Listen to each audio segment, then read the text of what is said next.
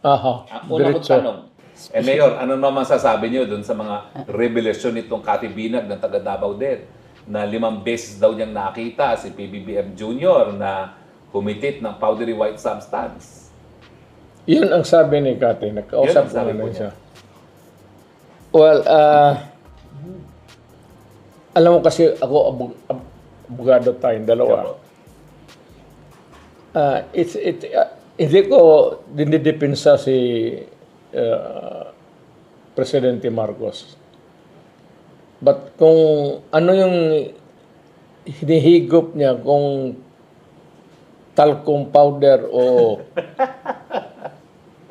hindi na talaga. Again, I cannot judge, I cannot rather give a conclusion on a picture na humihitit siya na hindi ko nakita yung, or somebody after an investigation would say that what was shown in what was depicted in the picture, ito yung ginamit niya. Mahirap kasi pero from the looks of it, parang ikaw ang tingin mo. Hindi, pero kilala niyo po si Cathy Binag. Oh, Talaga naman pong naging partner ni Tony Boy Florendo. No? At yung sinabi niyo nung una na may mga mayayaman sa Davao na nagdodroga, will you be at liberty para sabihin ko sino-sino yung mga mayayaman na yan? Kasi ang binanggit ni Cathy Binag Voltes 5, no? Si Tony Boy at yung kamag-anak niya na si Sap, tapos may mga iba pa, no, ng mga mayayaman. Sila ba ho yung tinutukoy yung mayayaman sa Davao? alam mo dito, historically, baski saan, ang unang pumapasok sa mga ganong bisyo, even during my younger days, yung mga marijuana, yun namang mayayaman eh. Alam mo kasi yung taga Boulevard o Broken Dreams, yung squatter area dito, sa likod, hindi naman sa harap. Hindi na yung squatter area ngayon, pero binigay na sa kanila. At binayaran na nila. Yun ang hotbed noon ng hindi naman ibang bagay. Hindi dyan sa... Pero ngayon, itong bagong generation, itong Shabu, it cuts across the all classes of society. From A, B, C, D, E. Ano po masasabi niyo yung mga alta daw, kaya marami nagko-cocaine, natural daw, hindi gaya ng shabu na artificial, synthetic. Wala akong diferensya yun eh, no?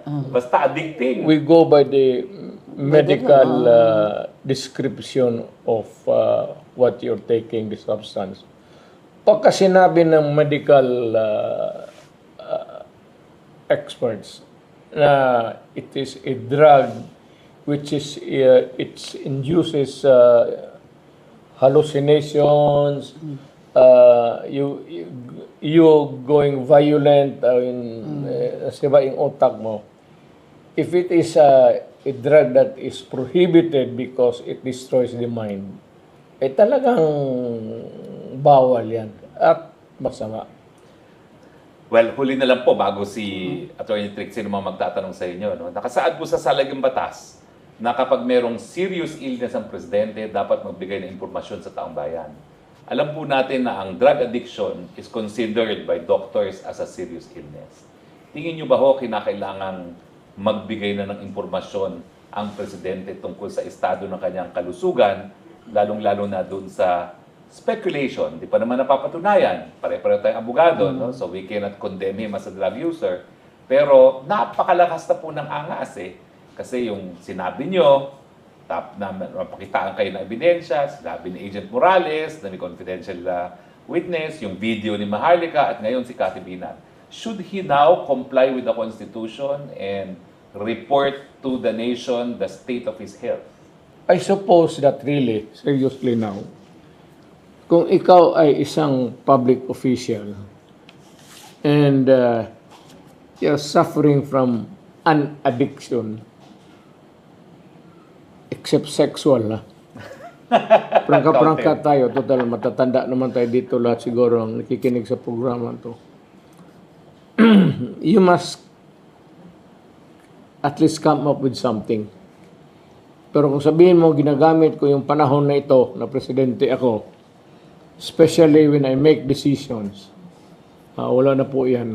It's out of the question. Now, if you keep a healthy distance from the issue, ayaw mo namang i-debunk, ayaw mo namang you do not come out with an outright denial, so magtatanong tayo kung tao na, kung hindi totoo, bakit niya sabihin hindi totoo? At kung totoo naman, bakit hindi niya, admit it and add something, kung sabihin niya, noon yun, Si VP Inday has been criticized doon sa security detail niya. So, binawasan siya ng security.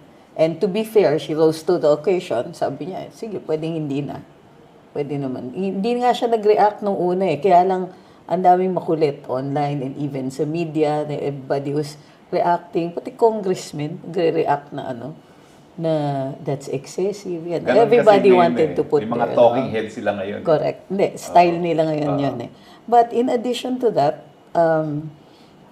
shortly then after that, she was on her way to Germany, nakunan siya ng picture. Clearly CCTV, sir, pag nakita niyo yung siya, her husband, her children who are minors.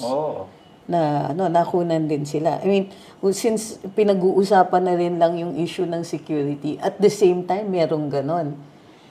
Not only that, actually, even if it's in public, if she was in a public place, or aeroplano, whatever, government-owned, taking pictures of a person is clearly hindi naman illegal, but it could be illegal in the sense that it involved the security of the person. Security, okay. Yung kay Inday, what is deplorable there is that it was taken na hindi alam. And for security, hindi naman siya walang kalaban yan.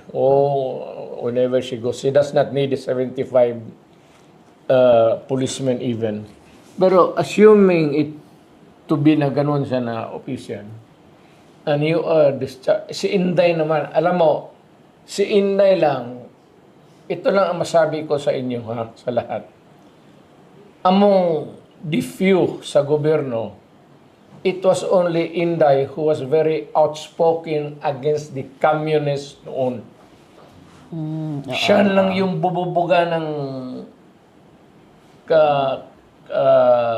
against the communists even when she was a mayor here. Ako yung conciliatory pa ang naglalaro ako eh. Totoo, politika yan eh.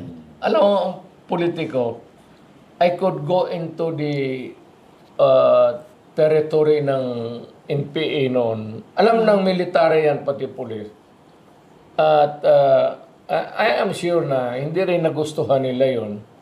But I go to, ako lang yun, dito sa maybe Southern Mindanao o Mindanao, dito na pwedeng pumasok sa NPA territory noon ang nagipag-usap.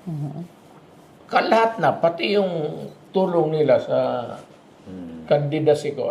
Pero Mayor, yung binabato nila kay BP, ang dami naman daw nung 400. At may nagsabi pa, hindi naman daw ganyang karami ang PSG ng presidente. As far as you remember ho, ilan ba talaga ang PSG? Kasi I cannot believe na mas konti ngayon ang PSG kaysa nung panahon ninyo. Ilan po sila? Kasi talagang may nagsabi na 400, mas marami pa yan kaysa sa PSG, kaysa sa presidente.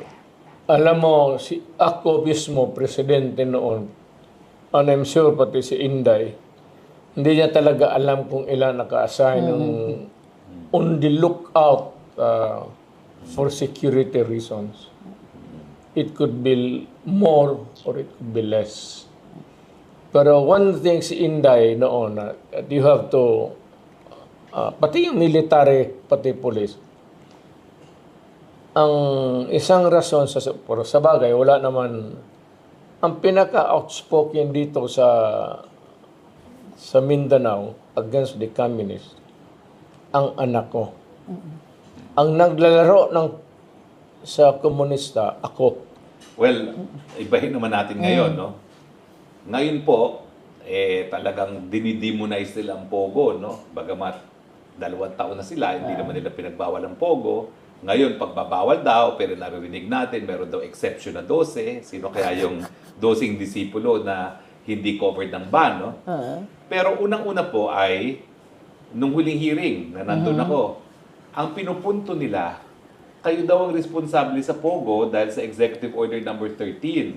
At sabi pa ni Congresswoman Luistro, yung EO nyo daw ay labag sa saligang batas as an unconstitutional exercise of legislative powers kasi for the first time, ginamit nyo raw yung word na e-gaming na wala naman daw sa batas na bumuo ng PAGCOR. No? So ang suma total, kayong sinisisi doon sa proliferation ng Pogo samantalang 2 taon na, hindi naman yan napatigil din. No? At ang sabi ni Andre Domingo, ang Pogo nagsimula as early as 2007 pa. Your take on this, Mayor? Sino yan siya? Congresswoman Luistro. Luistro? Opo. First termer. Oh, bright siya. Huwag na lang yung Pogo. How about the wedding? O itong masyaw all over the Philippines. Anong masasabi mo, ma'am? Or are you just concentrating on Pogo? Correct. Karami niyang masyaw, wedding. Sakla. Why ano sa Pogo? Bakit ka magpabida dyan sa Pogo? If you want to be a moral person, lahat po na, lahat ng gambling. Huwag lang Pogo. Because Pogo is a gambling, it's a gambling game. Lahat naman ito, Philippine Charity Sweeps. Sugal rin yan, ma'am. So, ratsadahin mo na. Bakit ka mag-consider dyan sa Pogo na illegalize? Ganito yan. Nandyan na yan. Lahat ng sugal sa Pilipinas, sakla, hantak, nandyan na yan. Pagka rumarami na, kung ikaw na may presidente na ginamit mo yung utak mo, if it proliferation of the game, it's either you have the option to allow it openly in a disorderly manner, hayaan mo and allow the Pogo operators to corrupt government. Kasi iko-corrupt niya yung police, iko-corrupt niya yung mayor, congressman, gobernador. Ngayon, ang mabuti talagang gawain mo, sana ma-presidente ka. Para ma-educate ka rin. You regulate. That is really what it is. Regulate. Try to regulate. Sabihin mo, okay, I will allow you. Hindi ko na rin ma-control itong mamalaro na ito. It's all over town. Magkuha kayo ng lisensya, magbayad kayo, magkaroon ako ng pera, plus I would have a take doon sa income ninyo. Pero magpaligal, tapos na kumukuha tayo ng pera, maitulong pa natin doong pera sa mga mahirap. Ospital, medisina, yung walang mapuntahan, walang gamot, walang pagkain. Yun, that you have to worry. Sir, hindi ba rin naman ando na yung problema, pero ang Kongreso hindi umandar. Tapos aangal sila pag may umandar. Di sana gumawa sila ng batas. Kaya nga, so, but is Congressman. Congresswoman. Congresswoman. What are you doing? Kahit habang nag-criticize siya, wala pa ring galaw dun sa Kongreso. Either way, to outlaw it or to legitimize it. So, syudado ka ng gobyerno, magtrabaho ka naman. Do not just ever be complaining about the mess that we are in. This is not a perfect country. So, every now and then, there's always a wrongdoing. Kasi yung sugal naman, wrong talaga yan.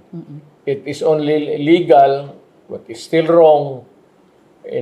Kumikita ang gobyerno, it's regulated so that it will not proliferate and makontrol mo that it cannot affect the whole of the community. Mga bata, at saka you limit it to persons who can, afford it. Like the casino, hindi naman lahat pumapasok dyan eh. Pumapasok naman casino yung may mga pera. I believe that when you start to complain, look into the larger picture. Wag masyadong, ang mahirap kasi yung you go, or you are a myopic creature. Yan ang nangyayari dyan. Bumuo po ang Kongreso ng Quad Committee, 4 na committee. Dangerous drugs, human rights, public order, at accountability at yung isa, public accountability. At tinitignan nila, hindi lang ang issue ng extralegal killings, kung hindi yung involvement din ng POGO sa illegal drugs, at pati si Senator Risa Ontiveros, linilink yung inyong dating special envoy na si Michael Yang sa issue ng drugs at doon sa isang POGO sa Banban. Pilit nila kayong dinidikit doon. No? Anong masasabi niyo dyan? I mean, if you have proof, then present it. Do not make a general statement. You present proof so that I can bring it to the legal department, justice, or to the prosecutor where these things you may claim to have existed. At we prosecute. Yan ang dapat. Do not just be, puro daldal ng daldal. Wala namang mangyari. You are not paid just to, yung trabaho mo dyan, you are not paid just to talk. You are paid to do the legal actions necessary. Isusupina daw kayo ng Kongreso doon sa susunod na hearing ng Quad para sa extralegal killings. At mga 5 general ngayon ang sinulatan ng ICC para makipag-ugnayan sa kanila. No? So, ang unang question ko, a-attend ba kayo? Kasi sabi nila, mapipilitan silang hindi lang magsupina, pero pagkatapos ng supina, citation in contempt pag hindi kayo umattend. No? At ano naman ang ma-advise na mabibigay nyo doon sa 5 pulis, kasamang 2 chief of staff na gustong kausapin ngayon ng ICC? Yung ICC na yan, I do not recognize that. Yeah.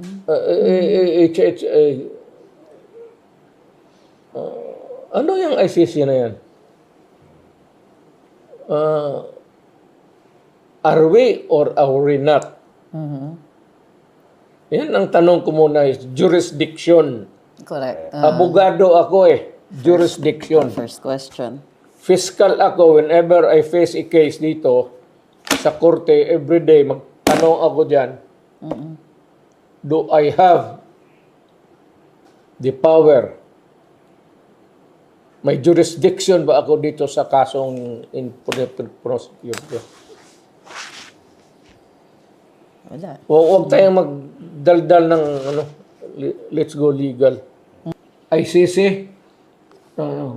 ICC,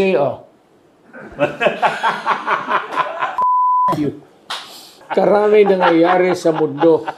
Masakir dito, masakir doon. Pati yung Amerikano, ilang pinatay. Ano mang ginawa ninyong mga ICC kayo? Mga karaming injustice, karaming violence, senseless, walang karason-rason, dito nangyayari, especially perpetuated by the Americans. Wala kayong ginawa. Kayong mga Europeans, imbento ninyo yan eh. You go after yung mga post-colony, yung colony ninyo, yung tapos yung pumalit, medyo nang galit kayo kasi hindi na inyo, yun, hinahabol ninyo.